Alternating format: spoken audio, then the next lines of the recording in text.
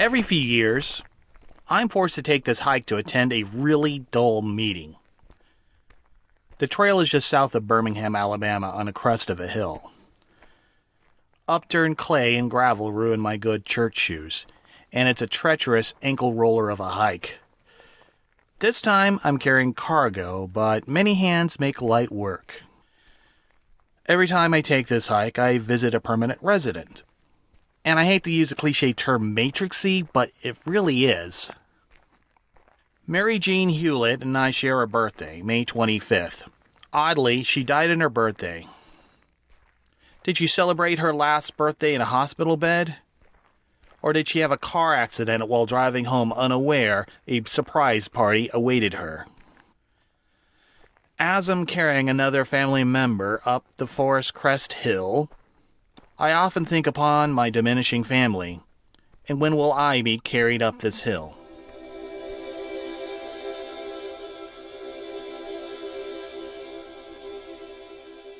If you pause a moment, view the cover art for this piece. Have a look, I'll wait. But if you're impatient, I'll describe it to you.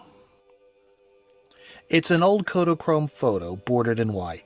4 children are pictured, squinting against the sun on a wide green lawn in front of a suburban home. The eldest, Katrina, or Kay as we called her, age 13, is long-boned and dark-haired. The second oldest, Chuck, age 10, wears thick glasses and has dirty blonde hair. Formerly the youngest sibling, Cindy, is 5, and has white blonde hair and sits in a lawn chair carrying a swaddled baby. That's factory fresh me. This is the summer of my birth, 1969, year of the first real moonwalk, and those are my siblings. I'm the only one left alive in that photo. Chuck died in a car accident in 1976. Cindy and Kay died in 2013. My siblings have been cut by 3/4, and I'm the quarter that's left. I guess you have to understand the family dynamics of why this is unsettling. My parents were the real-life Brady Bunch, a blended nuclear family. My father brought in 2 white-blonde children, Chuck and Cindy, and my mother brought Kay, and they formed a new family.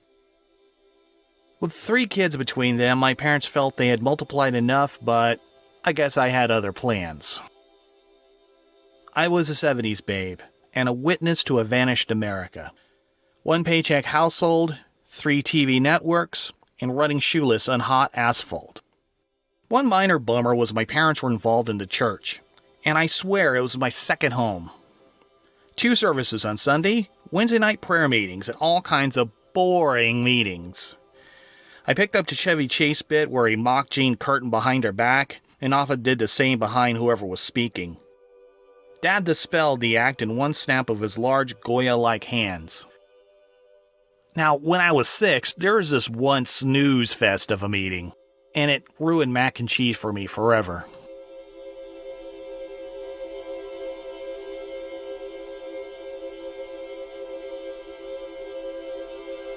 I was too young to understand why Chuck and Cindy only lived with us on Christmas vacations and summers. I recall picking them up at the Birmingham airport, both of them bobbing down the ramp carrying their patchwork vinyl suitcases. Dad was a successful builder, and we lived in spacious homes on lakes. While I broke expensive toys on suburban lawns, Chuck and Cindy played on dirt roads and trailer lots with flooded ditches and wet feral dogs.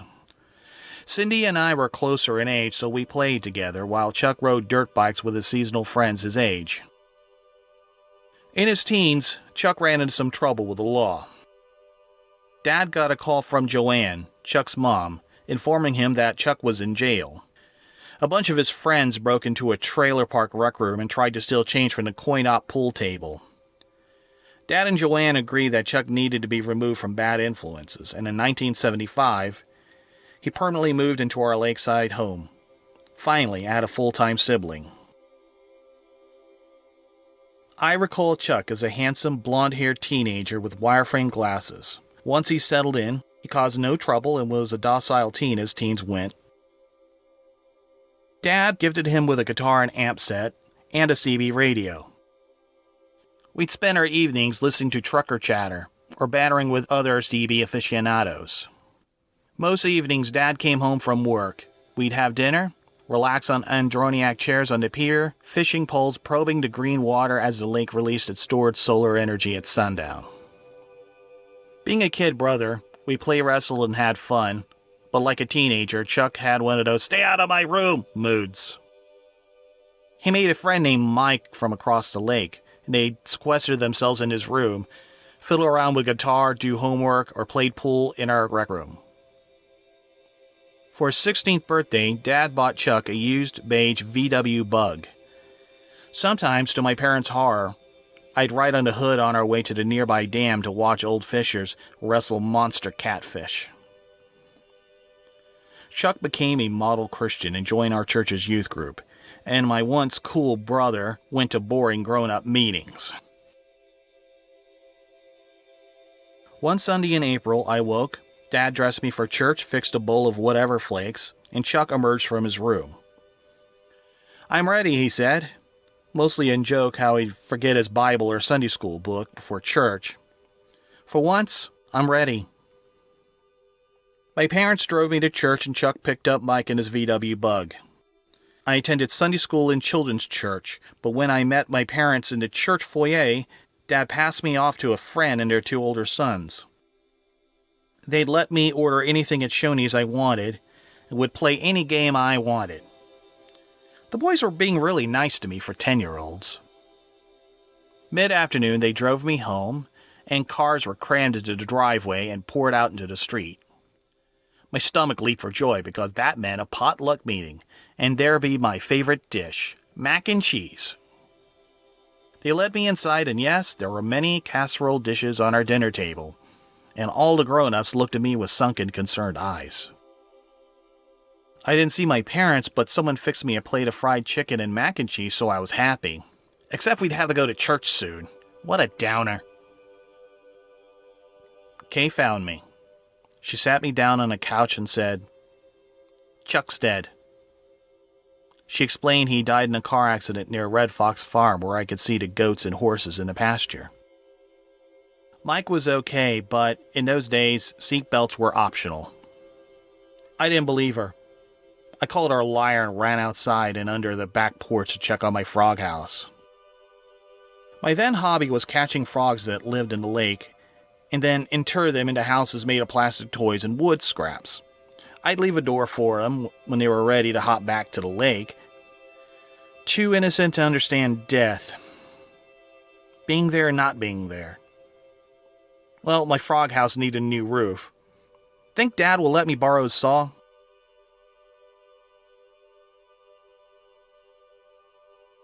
Days later, we went to a boring meeting. Rid-outs is a terrible name for a funeral home. It evokes getting rid of something useless like a broken blender and taking something out like the trash. Well, like most meetings, everybody was dressed in suits or somber dresses, smelling of drugstore cologne and Surt's breath mints. Dad sat me on a couch in the foyer with my cousin James Allen and pointed to a curtained room. "Don't go in that room. Sit here." When he left, about broke my neck trying to peek into the forbidden room. I joked and talked about the $6 million man with James Allen as grown-ups filtered in and out of the curtained room because they can do anything they want. Ladies clutched wet tissues in their trembling hands and men upheld a stony countenance but dabbed their eyes with handkerchiefs when people weren't looking. So we were off to another meeting. This one was outside on a grassy hill with gravestones and anthills. Grown-ups stood around a tented area. I hear our brother Rotsonsvalley, our pastor, preaching in his baritone voice. I wanted to see what they were looking at, but Kay kept me close.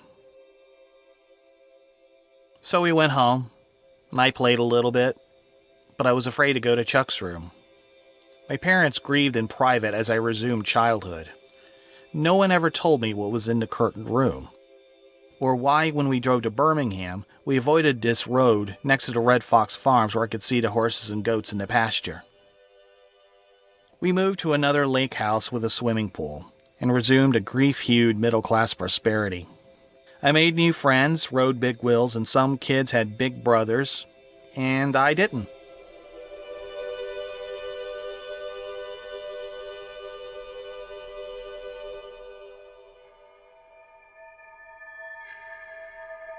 The Remington 22 has a stock that is fastened to the block by two 3/4-inch nuts, easily removed by a socket wrench in 15 seconds. The stock and the barrel fit neatly in a 28-inch gym bag. Remember to pack the socket wrench. Go to school like any day. Sit alone at lunch. Lunch end warning bell. Go to the east bathroom, assemble the stock with a barrel, and wait for the lunch end bell. The cool kids won't stir in a warning bell. Only the 3-minute till class bell, and mill in the entrance foyer. The warning bell sounds. That morning, the vice principal locked the east entrance to prevent students from skipping class. It's no longer a hallway, but a corral. At the count of 30, I emerge from the bathroom, turn and face the barrel east where the students mass like guppies to a heat lamp. I generously repay the love, kindness, and mercy they have shown me. They thrash against the locked door like rabbits forced against a net. How does it feel to have no escape? I have an appointment with my guidance counselor. One whose sage advice was, if you stopped acting like a queer, maybe they'll leave you alone. Once our chat is complete, I go and greet the two teachers who watched and did nothing as two juniors kneed me in the balls. Maybe I'll say hi to the principal, but I think they get my point.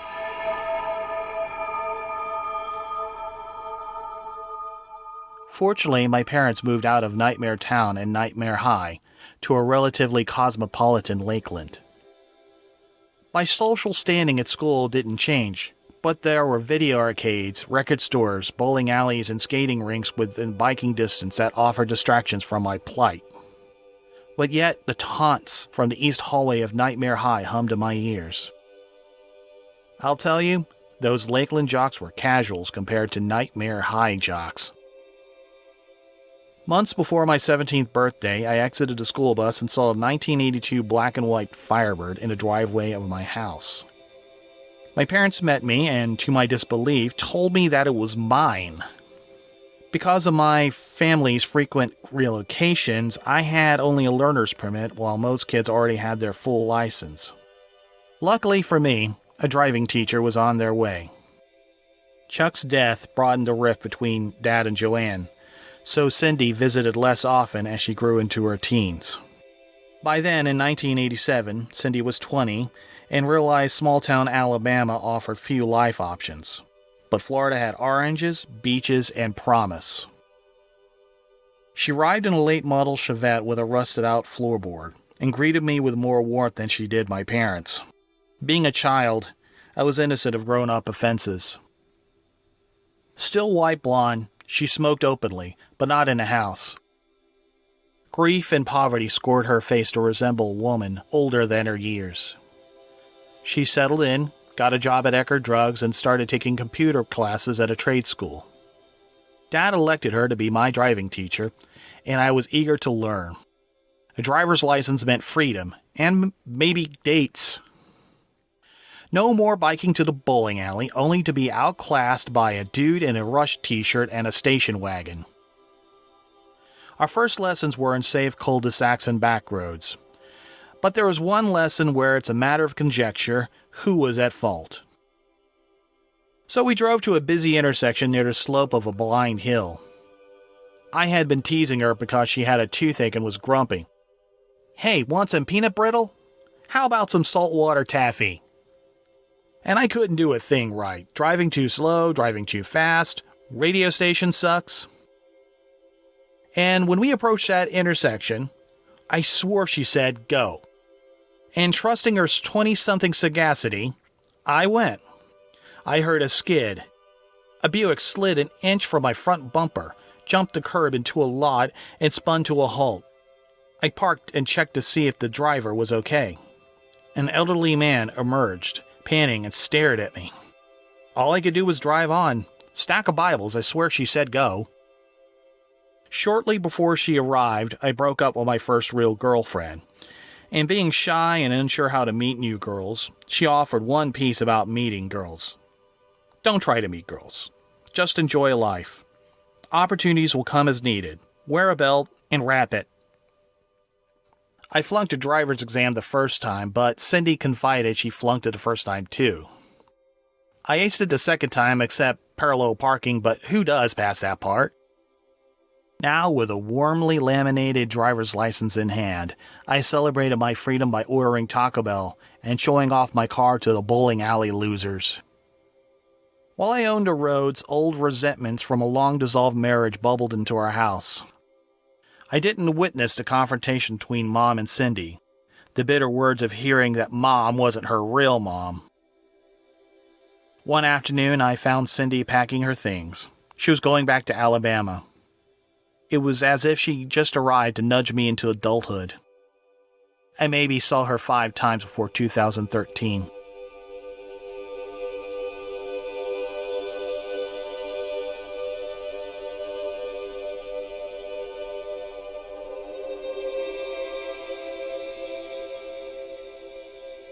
At Thanksgiving, there was a place setting at the grown-up table for me. It was an honor to be 22 and finally acknowledged as an adult. That's the problem of being the baby of the family. You're always seen as helpless. Kay and I were as opposite as can be. She was outgoing as I was introverted, money-driven as I was experience-hungry. She was a popular cheerleader in high school. I was the geek who skipped pep rallies. She a leader, and I was neither a leader nor follower.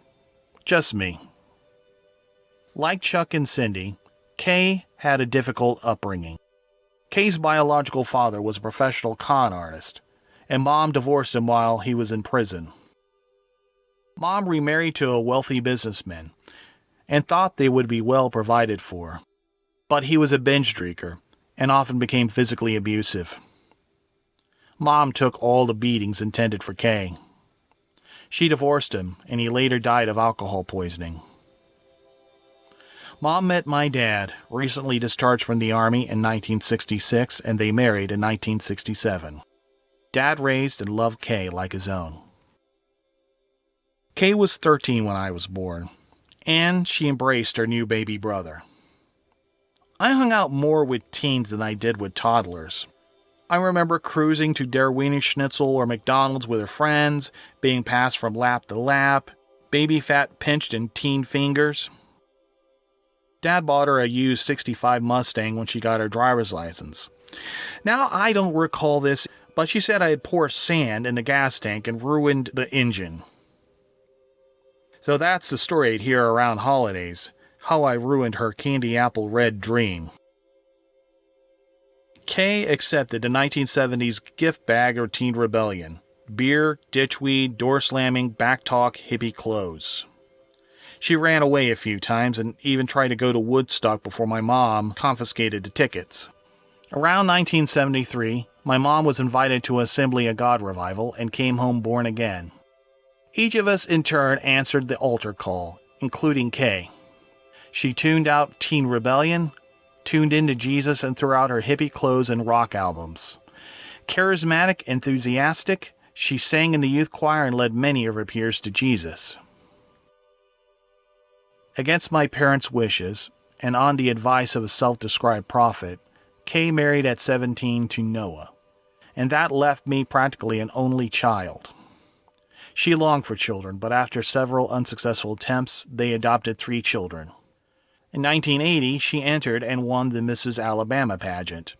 This earned her local celebrityship, lectures at churches and women's groups, and a part-time DJ slot at our local Christian radio station. Success was the piano that broke the troubled marriage's back. Not 1 year after divorce, she was married and pregnant by a young, ambitious Syrian immigrant named Amjad. In the wake of Zena's birth, Amjad opened a successful chain of mattress stores in Atlanta. At the time, I was finding myself restless in Florida, so I stayed with them one summer and worked at their stores. She never regarded me as an adult and would sit me at the kids' table whenever her adopted children stayed over, and I couldn't do a thing right. Extroverts seek to convert introverts as if it was a social disease. Always the baby, I was in need of protection, even from myself. Unbidden advice arrived, the kind I was too used to hearing. Be bold or they'll think you're weak. Stand up straight or they'll think you're weak. By the way, they think you're weak. Unlike Cindy's advice, I suspected this was a way to save her embarrassment around her extrovert, ex-high school winner friends. I maintain to this day that people who criticize you aren't your real friends, even if they're family.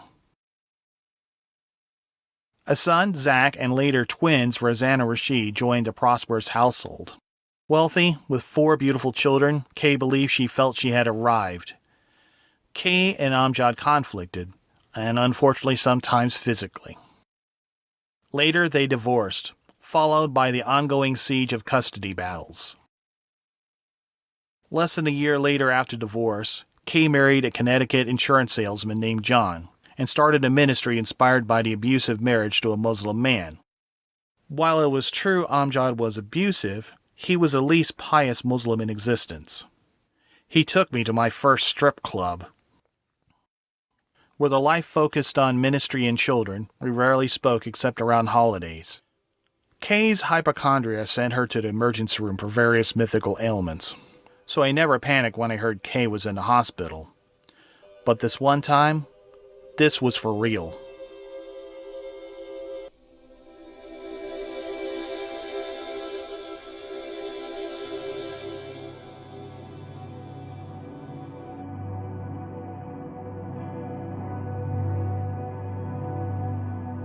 I lived as a virtual-only child with little counsel in life. I envied my friends' relationships with their siblings, even the tumultuous ones. Siblings kept secrets, quarreled, defended each other, and offered non-judgmental advice. The Marx Brothers used to call each other every day and had the following conversation. Hey. Maybe I should have called my sisters more, but I got so used to being solitary, I forgot how to ask for help. I sure picked a good time to quit drinking. If I hadn't, I would have spent Christmas of 2013 in rehab. Cindy promised that if I got married, she'd find a way to come to the wedding. In April of 2006, the wedding day arrived, and she brought her 2 teenage daughters. I was glad to see her, my old playmate, driving instructor, and love doctor. Life was stingy with breaks for Cindy. I had visited her once, and she seemed well with a good job, a small house with a pool. But that prosperity was snatched away, and she was now on Medicare, and Dad paid her rent. The wedding went by with no discord. My 2 sisters in the same room again, celebrating a bright new chapter in my life. I didn't see Cindy again until around Thanksgiving in 2012. As I was visiting my parents' second home in Alabama, I visited her in the hospital. She had contracted COPD from years of smoking and appeared far older than her mid-40s. So in the same year that I stopped drinking, I got a call from my dad at work. Dad's voice was shaking. He said Cindy died in a car accident, just like Chuck. 37 years later, I'm back at Red Out's funeral home. The memorial offered me a glimpse into Cindy's real, Maine family life. Her sister and brother and mother Joanne were there, along with her cousins, nieces, nephews, and friends. Dad officiated the service, but he pulled me aside and asked me to speak. In that room, we were the distant, barely known relatives, the hidden family tugging for ownership of the collective grief. Decades of capped animosity could have burst into a YouTube-worthy flare-up of emotions and fistfights, but we kept it civil. Cindy deserved her peace. Later details and sad truths of the accident emerged. Cindy drove without a seatbelt and had weaved in oncoming traffic on her way to hawk her daughter's laptop for drugs. Smug elite liberals adore calling poor white drug addicts pillbillies, but without proper medical care, COPD is painful. Oxygen deprivation causes muscle pains and arthritis flare-ups. And being poor and in America, she had one of 2 options: legal relief or principled agony. But 2013 was only half done with my family.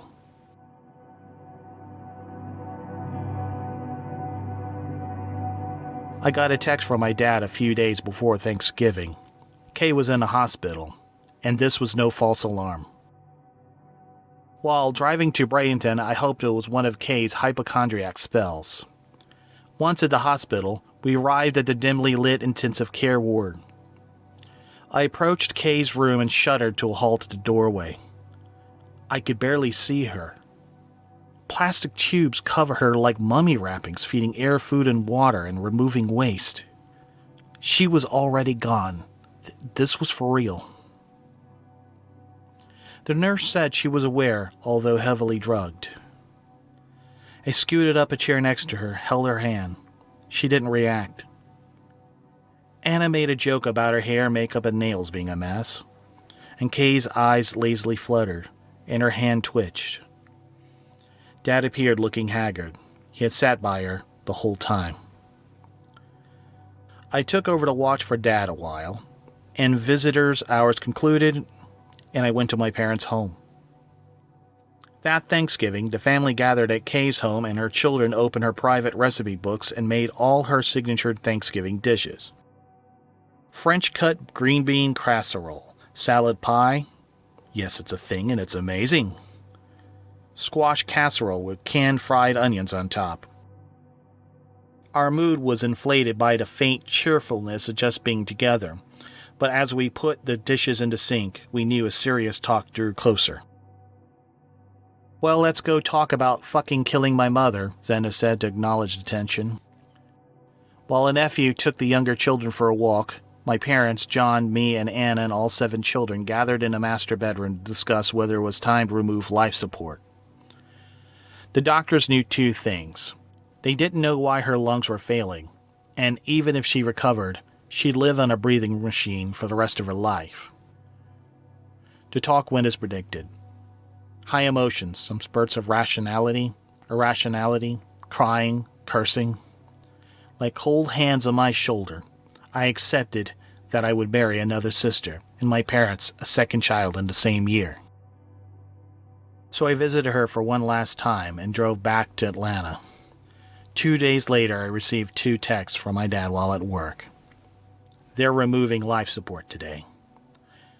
I read it, went back to work, embraced the distraction of Slack channels and phone calls. The next one arrived 30 minutes later.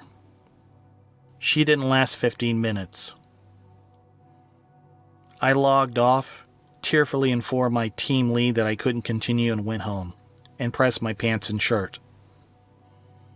Again at Redouts, now serving Starbucks coffee.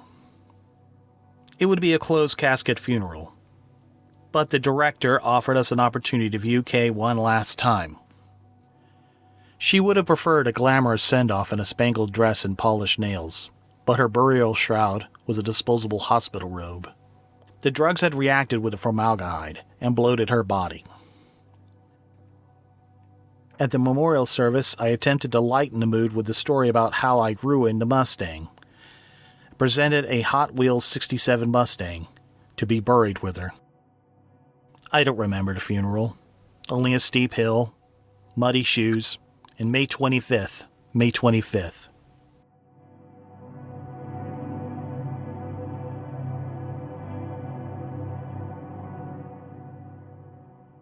I enter a cold Tudor-style library, brightly lit like a stadium.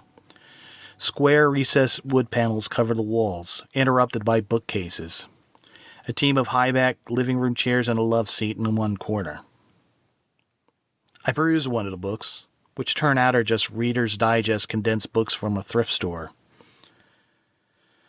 I slide a book into its home and seek the door to leave the dull, overlit room. But the door is gone. I cross the room to find another exit, dash from wall to wall, but no door exists. And I notice something in the corner, something I wish to avoid. It's my mom's casket. She lies in state, peaceful as we found her that Saturday morning, surrounded by her husband and last child, me. I claw and pound at the walls. I need out. Somebody let me out. Before I awake, I hear Mom speak. Where's Kay?